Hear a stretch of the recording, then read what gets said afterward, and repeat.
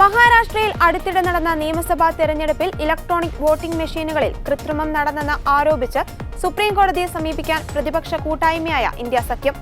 മുതിർന്ന രാഷ്ട്രീയ നേതാവ് ശരത് പവാറും ഡൽഹി മുൻ മുഖ്യമന്ത്രിയും ആം ആദ്മി പാർട്ടി അധ്യക്ഷനുമായ അരവിന്ദ് കെജ്രിവാളും കോൺഗ്രസ് നേതാക്കളും പ്രമുഖ അഭിഭാഷകൻ അഭിഷേക് സിംഗ്വിയും കഴിഞ്ഞ ദിവസം നടത്തിയ ചർച്ചയിലാണ് തീരുമാനം.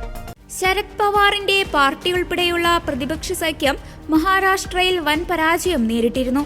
ഡൽഹിയിൽ നിയമസഭാ തെരഞ്ഞെടുപ്പ് അടുത്തിരിക്കുന്ന സാഹചര്യത്തിൽ ഇക്കാര്യത്തിൽ ചില മുൻകൂർ ആസൂത്രണം ആവശ്യമാണെന്ന് വൃത്തങ്ങൾ സൂചിപ്പിച്ചു.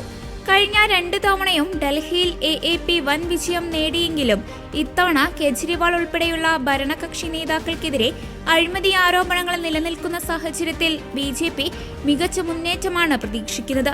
അതേസമയം സുപ്രീം കോടതി ഇലക്ട്രോണിക് വോട്ടിംഗ് മെഷീനുകളെ ശക്തമായി പിന്തുണച്ചതാണ് മുൻ അനുഭവങ്ങൾ. നിരവധി വിധികളിൽ അതിന്റെ വിശുദ്ധി ഉയർത്തിപ്പിടിക്കുകയും ചെയ്തിരുന്നു. വെള്ളിയാഴ്ചയാണ് സുപ്രീം കോടതിയെ സമീപിക്കാൻ തീരുമാനിച്ചത്.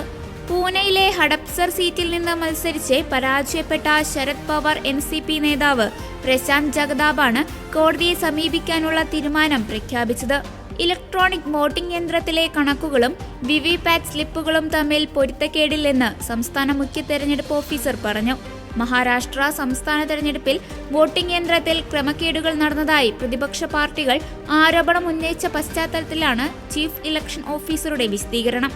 സുപ്രീം കോടതിയും തിരഞ്ഞെടുപ്പ് കമ്മീഷനും പുറപ്പെടുവിച്ച നിയമങ്ങൾ അനുസരിച്ച് ഓരോ നിയമസഭാ മണ്ഡലത്തിലും തിരഞ്ഞെടുത്ത 5 പോളിംഗ് സ്റ്റേഷനുകളുടെ VVPAT സ്ലിപ്പുകൾ എണ്ണുകയും ഇലക്ട്രോണിക് വോട്ടിംഗ് യന്ത്രത്തിലെ നമ്പറുകളുമായി പൊരുത്തപ്പെടുന്നുണ്ടോ എന്ന് നിർബന്ധമായും ഉറപ്പുവരുത്തുകയും ചെയ്യണം. ഇതുപ്രകാരം മഹാരാഷ്ട്രയിൽ വോട്ടെണ്ണൽ ദിനമായ നവംബർ 23-ന് ഓരോ അസംബ്ലി മണ്ഡലത്തിലെയും തിരഞ്ഞെടുത്ത 5 പോളിംഗ് സ്റ്റേഷനുകളിൽ VVPAT സ്ലിപ്പ് കൗണ്ടിംഗ് നിരീക്ഷകർക്കും സ്ഥാനാർത്ഥികളുടെ പ്രതിനിധികൾക്കും മുന്നിൽ എണ്ണിയതായി ചീഫ് ഇലക്ഷൻ ഓഫീസർ പറഞ്ഞു.